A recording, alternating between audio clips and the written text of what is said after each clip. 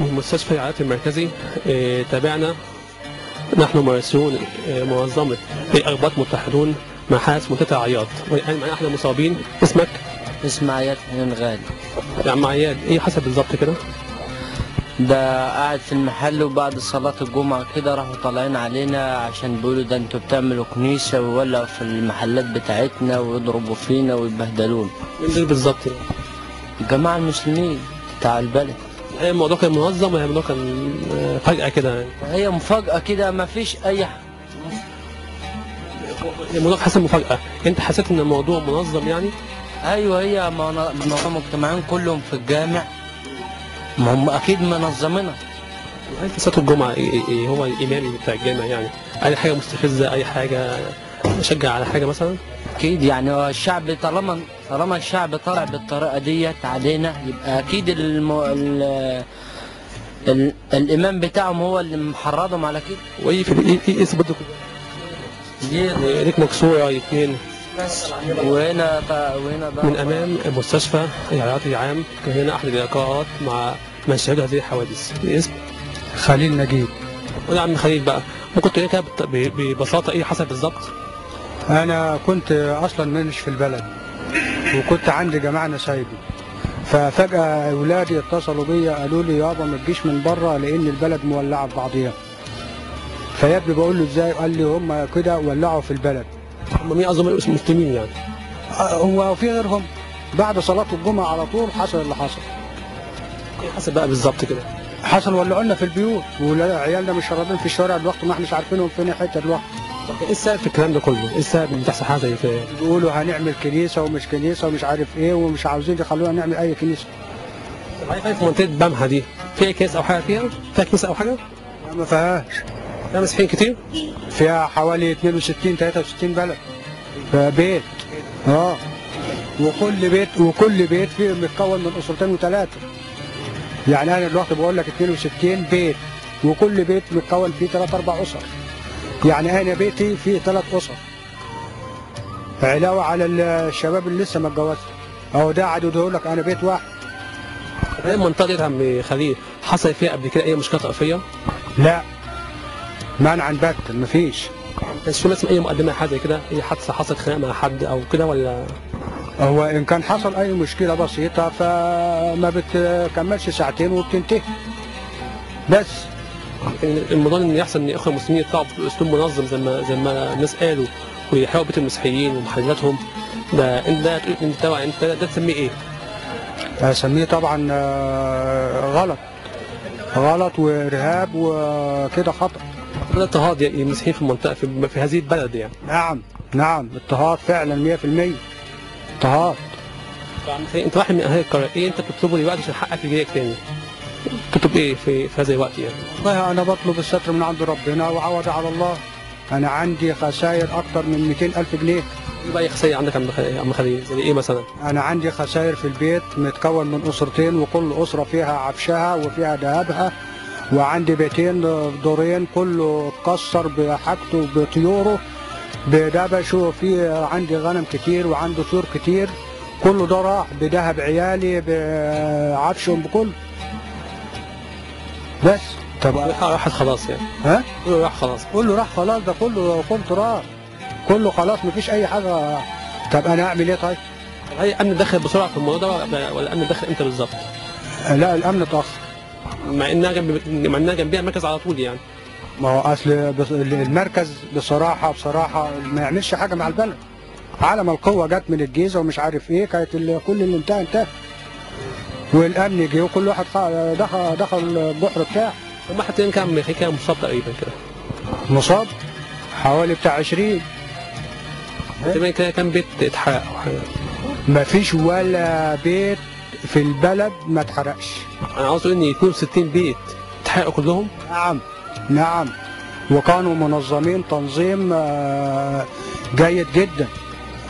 علاوه على كده ما كملش ربع ساعه وجابت البلد من اولها لاخرها.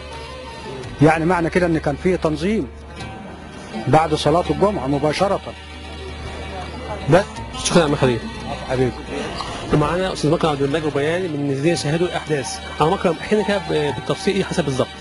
النهارده بعد خروجهم من الصلاه الساعه 1:30 توجهت اهالي القريه كلها من الجوامع بمؤامره مدبره للقضاء على كل ممتلكات المسيحيين، وتم تدمير جميع المحلات من محلات اخشاب ملك كل من ملاك لبيب وحنين غالي ومحلات علافه ودمار كل البيوت وحرقها. حد من المصابين عم مكرم؟ ابويا معايا هنا في المستشفى. ايه بس صحته؟ صحته كويسه، وفي واحد تاني نقل لمستشفى السلام الدولي بالمهندسين. ليه بقى؟ لان الاصابه بتاعته دخل في دور غيبوبه، لان الخبطه سببت له ارتجاج، واضافه ان هو بيعاني من مرض السكر. ايه السبب ايه سبب الكلام ده كله اللي حصل النهارده؟ احنا تقريبا مالناش مواطنه في مصر ومالناش حقوق، لان لو لنا حقوق كنا لنا اللي يدافع عننا، على ذمه ان احنا تقريبا مش مصريين. احنا لو مصريين كان يبقى لنا مكان عباد، وتم الاتفاق على مكان عباده نصلي فيه. ان بقى عندنا ميت نصلي عليه، عندنا مثلا حاله وفاه فرح نقدر نمارس عبادتنا فيه نصلي فيه.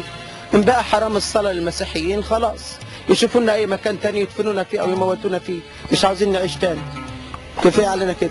ممكن مش يعني الصعب شويه ان في مسلمين باسلوب منظم يعملوا حاجه زي كده؟ هم كلهم دايما بيعانوا من الكنيسه في امور كتير قوي قوي ما نعرفش ليه، رغم ان احنا عايشين وانا عايش في وسط مدرسين وهم اللي كتبوا منشورات وتوزعت على الجوامع. ايه بالظبط بقى؟ المنشورات مكتوب فيها الاطلاع ولا الخروج لمكان معين والاتفاق عشان يخرجوا بجمهره معينه للناس، وتم ارهاب جميع المسيحيين وحرق جميع منازلهم بكل القريه، ومن يريد المعاينه يجي يتفضل القريه قريه بامها مركز العياط محافظه الجيزه. يعني دخل بعد قد ايه؟ الامن دخل بعد ما قضوا على كل بيوت المسيحيين اللي موجودين. الامن ما جاش غير بعد القضاء على كل البيوت. مكرم، بالنسبه لوكيل النيابه في التحقيقات النهارده كان نظام تحقيق ايه بالظبط؟ والله التحقيق انا ما تابعتش فيه حاجه، يعني انا نفسي التحقيق انا كل اللي عاوز يشوف الخراب اللي موجود في كل البيوت، من سرقه النهب القضاء كامل على كل البيوت وعلى كل دمار تام، دمار تام، اضطهاد يعني. دمار واضطهاد وضرب. صحيح احنا ما تعورناش، لكن قضوا على كل ممتلكاتنا، قضوا علينا من جانب تاني. المؤامره مدبره القضاء على كل ما يمثل بصله. شكرا يا مكرم. ماشي مع السلامه. مكرم قبل ما نختم معاك، ايه طلباتك بتطلع مكرم؟ ايه طلباتك؟ طلبات ان احنا نحس ان احنا مصريين وبنعيش في وطن واحد. امال بنتكلم عن المواطنه ازاي؟ مش احنا وطن واحد وبنقول مصر بتعيش جوانا؟ ازاي بتعيش جوانا واحنا مش لاقيين حقوقنا؟ كل حقوقنا ان نمارس عبادتنا، مش اكتر من كده. ما بنطلبش غير ان احنا نعيش في سلام ونمارس عبادتنا. بس المطلوب بس على مكرم ان انتم مكان تمارس فيه حياتكم والعباده بتاعتكم يعني. في اي مكان. اصلا حق في الحياه بيساوي حق في الصلاه. بس حقنا في الصلاه، بس كل اللي احنا بنطلبه. مش صعب يعني. اي نصلي عليه زي بنصلي عندهم في جامع او اي حاجه ما عندناش، وكلنا عايشين اخوات لبعضينا. ايه الدار دي تحصل؟ اول ما تحصل حاجه زي كده. اول مره تحصل دي. طب ايه الدار يا اخوه المسلمين في بناء كنيسه يعني؟ ايه المشكله بالنسبه لهم يعني؟ والله بقى هي دي ممكن نسال الجنب الثاني هو اللي يقدر يجاوب عليك. شكرا يا مكرم.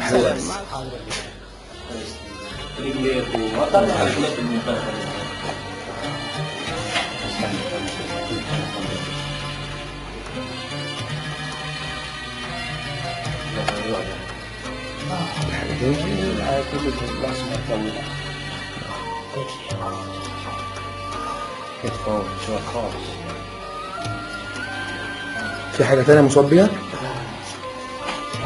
ايه اللي حصل ده؟ ايديك كلها ده ضرب بايه بقى؟ شومة؟ وانت دافعت عن نفسك؟ مقدسة ايه اللي فيك؟ ايه اللي حصل؟ في تعويرة تانية غير التعويرة اللي في وشك دي؟ وريني كده اتكسر؟ ايه اللي حصل يا حاجة مقدسة بقى؟ انا باخد دراسة العيلين وصلت لقيت البلد كلها لسه تغمس علينا جايه من ابني يحرقوا قلب في بيت بتاعك اتحرق يعني؟ كله كل البلد اتحرق. كل البيوت انا عندي بيتين 2-3 ادوار اتحرق. مفيش اي بيت في البلد سليم مسيحيين خالص؟ مفيش اي بيت مسيحي سليم في البلد نهائي. وكل بيت فيه واحد متعور. وفي اي اعتراضات مننا كمسيحيين؟ في اي اعتراضات مننا كمسيحيين؟ ما اعترضناش على حاجه. ده كل ده بعد صلاة الجمعة؟ بعد صلاة الجمعة كل الجوامع كلها اللي دخلت عليها. بعد صلاة الجمعة مباشرة.